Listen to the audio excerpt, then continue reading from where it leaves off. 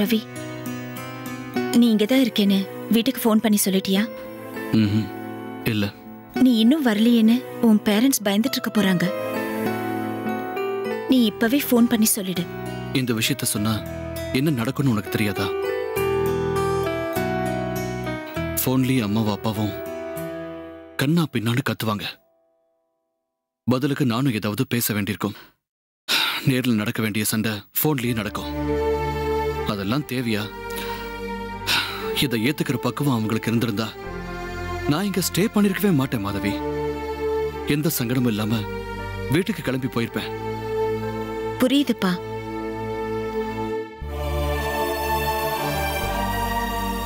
இது எப்பவும் இருக்கிற பிரச்சனை தானே. அவங்க எவ்வளவு திட்டினாலும் கேட்டுக்கிறதுல ஒன்னும் தப்பில்ல. சொல்லாம இருக்கிறது தான் தப்பாயிடும். நீ இங்க இருக்கிறது அவங்களுக்கு பிடிக்காதுதா. ஆனா புள்ள பத்திரமா இருக்கானேன்னு அவங்க கொஞ்சம் நிம்மதியா இருப்பாங்கல்ல.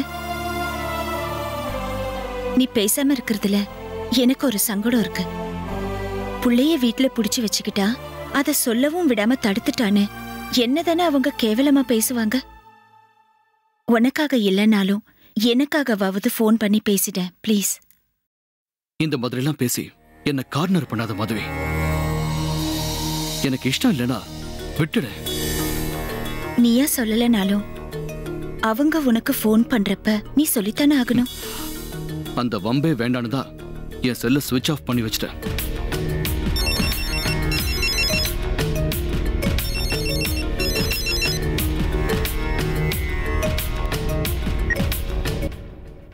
அம்மு, சாப்பிட்டியாக்கா? நீ சாப்பிட்டியா? சாப்பிட்டேன். ரிஷி வீட்டுக்கு வந்துட்டாரா? இன்னைக்கு என்னவோ தெரியல, சாப்பிட்ட உடனே தூங்கிட்டாரு. கூட யார் இருக்கா? யாரோ இருக்கிற மாதிரி இருக்கு. அது என்னக்கா பதில் சொல்லு. டிவி ஓடிட்டு இருக்குமா?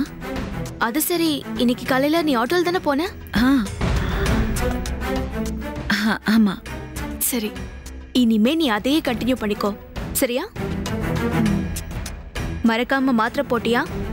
இல்ல, இனிமேதான் போட்டுக்கணும். நீ இன்னும் படுக்கலையா? தூக்கம் வருதுக்கா. அதுக்கு முன்னால உன்கிட்ட பேசிட்டு தூங்கலான்னு கூப்பிட்டேன். சரி, வச்சிரட்டுமா? சரி, வச்சிடு. Good night, by.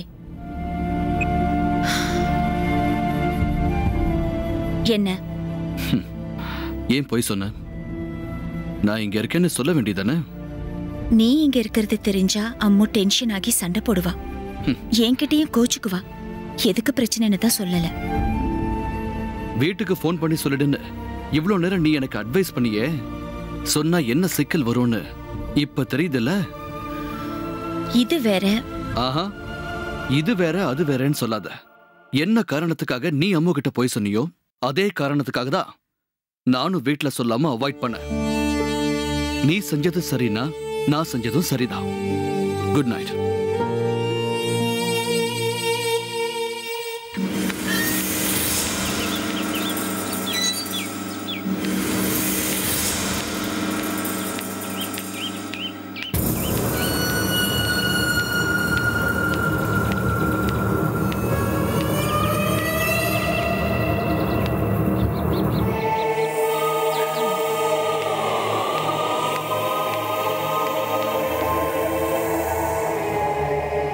Madam, madam, Pooja, Pooja. Ma'am வாங்க. உங்க அம்மா இருக்காங்களா? இருக்காங்க மேம். வாங்க உட்காருங்க. உட்காருங்க. தேங்க்யூமா. நான் போய் அம்மாவை கூட்டிட்டு வரேன். சரி. அம்மா, அம்மா. என்னடி? மேம் வந்திருக்காங்க, வாமா. இதோ இரு வரேன். அந்த மாதவி என்கிட்ட மன்னிப்பு கேட்க வந்திருக்காளா? அதெல்லாம் இல்லம்மா, ஜான்சி மேம் வந்திருக்காங்க.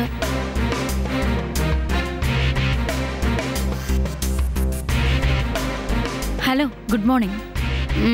Good morning. காலேஜ்ல அந்த மாதவிக்கு சப்போர்ட் பண்ணி என்கிட்ட சண்டை போட்டீங்க. இப்ப எதுக்கு என்ன தேடி வந்திருக்கீங்க? ஐயோ, நீங்க என்ன தப்பா புரிஞ்சிட்டு இருக்கீங்க. அந்த மாதவி எனக்கு ஜென்ம விரோதி. அவளை விட அகாடமிக் குவாலிஃபிகேஷன்ஸ், எக்ஸ்பீரியன்ஸ் எல்லாமே எனக்கு தாங்க அதிகம். எங்க டிபார்ட்மெண்ட் ஹெச்ஓடி இன்னும் கொஞ்ச நாள்ல ரிட்டையர் ஆக போறாங்க. நியாயமா பார்த்தா அந்த ஹெச்ஓடி போஸ்டுக்கு நான் தாங்க வரணும். ஆனா அந்த முட்டாள் பிரின்சிபல் அந்த மாதவியை எப்படியாவது ஹெச்ஓடி ஆக்கணுங்கிறதுக்காக எல்லா முயற்சியும் பண்ணிக்கிட்டு இருக்காரு. இதுல மேனேஜ்மெண்ட், ஸ்டாஃப்ஸ், ஸ்டூடெண்ட்ஸ் எல்லாரோட சப்போர்ட்டும் அவளுக்கு தான். நீங்களே சொல்லுங்க, என்னோட பொசிஷனையும் ப்ரமோஷனையும் தட்டி பறிக்கணும்னு நினைக்கிறவளுக்கு நான் எப்படிங்க சப்போர்ட் பண்ணுவேன்? அப்போ அன்னைக்கு காலேஜில் வச்சு என்கிட்ட சண்டை போட்டீங்க. என்னை என்னங்க பண்ண சொல்றீங்க? காலேஜ் கேம்பஸ்குள்ள நான் அப்படிதான் பேசி ஆகணும், வேற வழி இல்ல. நீங்க நியாயமான விஷயத்துக்காக போராடுறீங்க, துணிஞ்சு நில்லுங்க, நான் உங்களுக்கு சப்போர்ட் பண்றேன்னு எப்படிங்க வெளிப்படையா சொல்ல முடியும்? அதனாலதான் நான் அப்படி பேசினேன். அன்னைக்கு அந்த பிரின்சிபல் உங்களை பேச விடாம அவ்வளவு இன்சல்ட் பண்ணி அமிச்சாரே, எவ்வளவு துடிச்சு போனேன் தெரியுமா? கோவமா வந்தது. ஆனா என்ன பண்ண முடியும்? நான் ஆஃப்டர் ஆல் ஒரு எம்ப்ளாயி, அவரை எதிர்த்து நான் எதுவும் பேச முடியாது. அதனாலதான் பேசாம இருந்துட்டேன். ஆனா நீங்க அப்படி இல்லைங்க. நீங்க என்ன, உங்களோட பவர் என்ன அப்படிங்கறத இன்னைக்கு காலையில நியூஸ் பேப்பர் ஆர்டிகளை பார்த்த உடனே தான் நான் தெரிஞ்சுக்கிட்டேன். சும்மா சொல்லக்கூடாதுங்க. உங்களை மாதிரி சமூக அக்கறை இருக்கிறவங்க ரொம்ப குறைஞ்சிட்டாங்க. உங்களை நேர்ல பார்த்து பாராட்டணும்னு தோணுச்சு, அதான் வந்தேன். அநேகமா இந்த நியூஸ் பேப்பர் ஆர்டிகளை பார்த்த உடனே மாதவி சஸ்பெண்ட் ஆயிருக்கணும். அப்படியே ஆகலனாலும் இந்த விஷயத்தை அப்படியே விட்டுடாதீங்க. ஏதாவது முயற்சி பண்ணி அவளை சஸ்பெண்ட் பண்ண வச்சிடுங்க. என்னால நேரடியா சப்போர்ட் பண்ண முடியலனாலும் மறைமுகமா என்னோட 100% சப்போர்ட் உங்களுக்கு தான். அது சொல்லணுங்கிறதுக்காக தான் வந்தேன். சொல்லிட்டேன், நான் வரேங்க. ஒரு நிமிஷம், காஃபி எடுத்துட்டு வரேன். காஃபி சாப்பிட்டு போங்க. காஃபி என்னங்க காஃபி? அந்த மாதவி சஸ்பெண்ட் ஆகட்டும், இந்த வீட்ல வந்து விருந்தே சாப்பிடுறேன். நிச்சயம் விருந்து சாப்பிட வருவீங்க. உங்களை மாதிரி படிச்சவங்க தான் எனக்கு போராடுறதுக்கு உத்வேகத்தையே கொடுக்குறீங்க. நீங்க என்ன தேடி வந்தது எனக்கு ரொம்ப சந்தோஷமா இருக்கு. அது மட்டும் இல்ல, எப்பவுமே நீங்க எனக்கு சப்போர்ட்டா நிச்சயமா இருக்கு. ஓகே, போயிட்டு வாங்க.